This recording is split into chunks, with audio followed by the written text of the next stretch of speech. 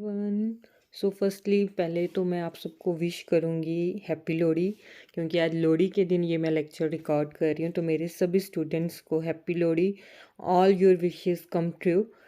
और आज जिस टॉपिक में हम बात करेंगे वो है आपका informal invitation and reply.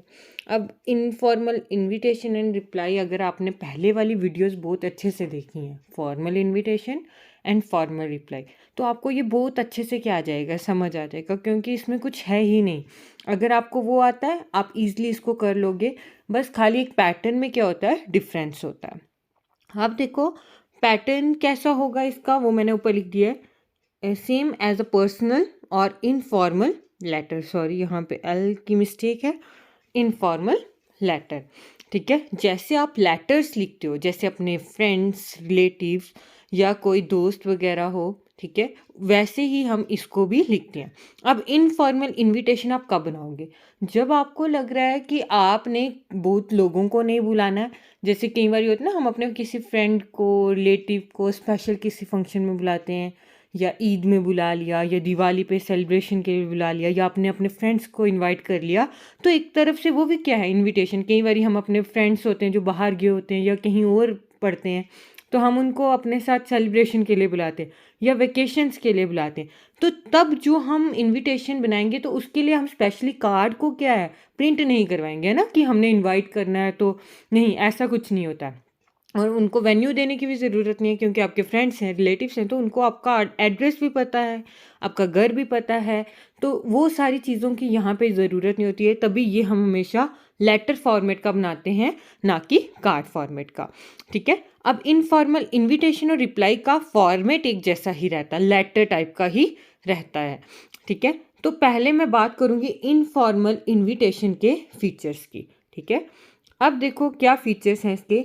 Return to friends, relatives and acquaintances, वही जो जान पहचान के लोग हैं, दोस्त हैं, रिश्तेदार हैं, उनको लिखते हैं हमेशा। Pattern of ordinary person, personal letter, और क्या करते हैं हम, पर्सनल लेटर का जो पैटर्न है उसी को इसमें फॉलो करते हैं। Then return in first and second form. मैंने आपको पहले जो वीडियोस भेजी हैं, जो फॉर्मल इनविटेशन की फर्स्ट वीडियो थी, मैंने आपको उसमें बताया था इन दोनों में डिफरेंट। मैंने आपको बताया था फॉर्मल इनविटेशन में हम थर्ड पर्सन का ही क्या कर सकते हैं, यूज़।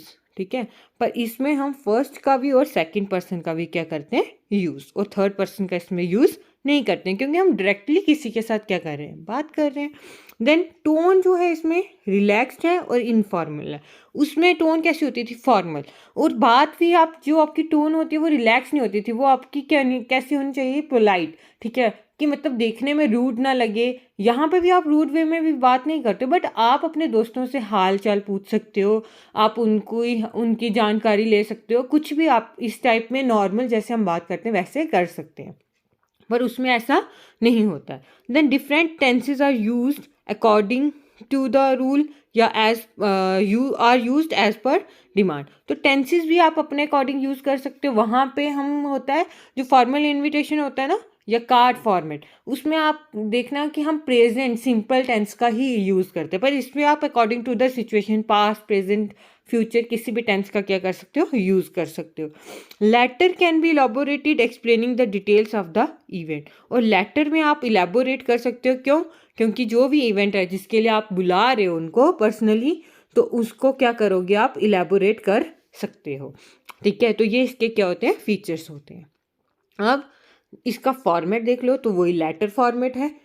सेंडर एड्रेस आएगा पहले, जो आप बेच रहे हो, जो रहने वाला, जो मतलब सेंड कर रहा है, उसका एड्रेस हम सबसे पहले क्या करते हैं, देते हैं। देन डेट, यहाँ पे रिसीवर एड्रेस और सब्जेक्ट की ज़रूरत नहीं होती है, ये इनफॉर्मल लेटर है, फॉर्मल लेटर नहीं है। देन सैल्यूटेशन, अब यहाँ पे रिस्पेक्टेड सर वगैरह की भी ज़रूरत नहीं है। आप क्या करोगे, डियर लिखोगे plus name of the person. ठीक है, क्या लिखोगे, dear plus name of the person. जैसे डियर राजेश, ठीक है, डियर सविता। ठीक है, तो वैसे हम अपने फ्रेंड्स, अपने रिलेटिव्स, जैसे डियर अंकल जी लिख सकते हो, डियर आंट लिख सकते हो, तो आप वैसे वर्ड्स का यूज़ कर सकते हो। Then body. बॉडी मैंने आपको बताया हुआ है, या आप लेटर जब मैं डिस्कस करूँगी मैं आपको बताऊँगी। जो बॉडी होती है उसको हम 3 पैराग्राफ्स में क्या करते हैं, डिवाइड करते हैं। पर यहाँ पे जो मैं डिवीज़न कर रही हूँ, मैं उन पैराग्राफ्स के अकॉर्डिंग या लेटर में जैसे होते हैं यूज़, वैसे नहीं कर रही हूँ। क्योंकि आपको हमेशा दिमाग में ये बात रखनी है कि 50 वर्ड लिमिट है इसकी। कितनी? 50 वर्ड्स। ठीक है? तो आप बाकी चीज़ों का मतलब एक्स्ट्रा वर्ड्स का भी यूज़ नहीं करना। तो आप पहले क्या करना, पहले तो हाय अपने आप को क्या करो, या उनका हाल चाल पूछ लो। आप अपने बारे में कुछ बता सकते हो पर माइन्यूट, ठीक है, ज़्यादा बढ़ा चढ़ा के नहीं। देन ओकेजन, किस ओकेजन में आप उनको बुला रहे हो। देन टाइम क्या है उस ओकेजन का, डेट क्या है, और वेन्यू। ठीक है, वेन्यू यहाँ पे उनको पता होगा। फिर भी कई बार ये होता है कि हम, जैसे मैंने किसी का फंक्शन, कोई फंक्शन रखा है घर में, पर मैंने घर पे नहीं रखा, मैंने कहीं और रखा है, और मेरे फ्रेंड को ये नहीं पता कि उसको वो फंक्शन कहाँ पे है, उसको कहाँ पे आना है। तब मैं यहाँ पे वो चीज़ क्या करूँगी, मेंशन करूँगी। ठीक है, अगर घर पे नहीं है। देन हम उन्हें रिक्वेस्ट करेंगे ना, या हम उनको मैसेज करते हैं ना कि हम होप करते हैं कि आप आओगे, या रिक्वेस्ट करते हैं कि यार प्लीज़ आना। ठीक है, मैं चाहता हूँ कि मैं वो जो ओकेजन है वो तेरे साथ सेलिब्रेट करूँ। तो वो आप लास्ट में उसको क्या कर सकते हो, बोल सकते हो। Then complimentary ending. ठीक है, क्या कॉम्प्लीमेंट्री एंडिंग जो आप लिखते हो, यूअर्स फेथफुली वगैरह। ठीक है, वो आप यहाँ पे लिखोगे। देन अपना नेम। ठीक है, तो ये आता है आपका फॉर्मेट। ठीक है, आई होप आपको इतनी बात क्या हुई होगी, समझ आई होगी। ठीक है, अब यहाँ तक हो गया आपका क्या, इनफॉर्मल इनविटेशन। अब रिप्लाई का भी फॉर्मेट सेम रहेगा। ठीक है, रिप्लाई का भी फॉर्मेट सेम ही रहता है जैसे यहाँ पे। अब आपने ध्यान में क्या रखना है, फीचर्स वैसे ही हैं जैसे फॉर्मल इनविटेशन, फॉर्मल रिप्लाई के होते हैं। डिफरेंस, यहाँ पे आप, वहाँ पे आप यूज़ करते थे थर्ड पर्सन का, यहाँ पे आपको उस चीज़ का ज़रूरत नहीं है। आप इस चीज़ को काट देना, आपने वैसे ही लिखना है। बट जैसे आपने वहाँ लिखा था मिस्टर, जैसे ले लेते हैं मिस्टर हेमंत। ठीक है, थैंक मिस्टर एंड मिसेस कल्पना।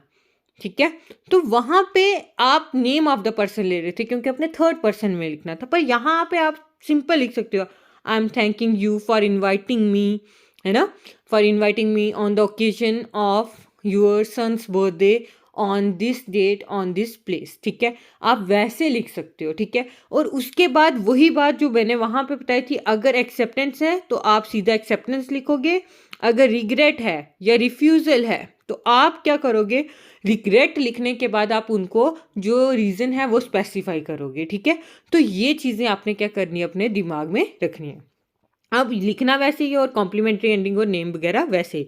आपने कैसे लिखना है, मैं रिपीट कर रही हूँ कि I am thanking you for inviting me on the occasion of this. ठीक है, then I am going to attend the function, या I am not able to attend the function as I am busy in some work. देखो मैं यहाँ use कर रही हूँ आई। ठीक है, तो ये सब चीज़ों को आपने क्या रखना है, ध्यान रखना है। और विशेज़ यहाँ पे भी आप दोगे, इन सब चीज़ों को आपने क्या करना है, लेके चलना है। अगर आपको अभी भी इसमें एग्जाम्पल चाहिए, ज़रूरत नहीं होनी चाहिए क्योंकि ये है ही सेम है, बस फॉर्मेट चेंज है, और थर्ड पर्सन की जगह आपने फर्स्ट और सेकंड पर्सन का यूज़ करना है। फिर भी अगर आपको एग्जाम्पल चाहिए हुई तो आप मुझे कमेंट बॉक्स में बता देना, तो मैं आपको वो भी डिस्कस करके दे दूँगी। ठीक है, आई होप आपको ये भी क्लियर हो गया होगा। ठीक है, तो इसके साथ आपका invitation, formal invitation, informal invitation और formal and informal reply complete होता है। अब नेक्स्ट में आपका रीडिंग स्किल का एक most important topic note making and summarising discuss करूँगी। I hope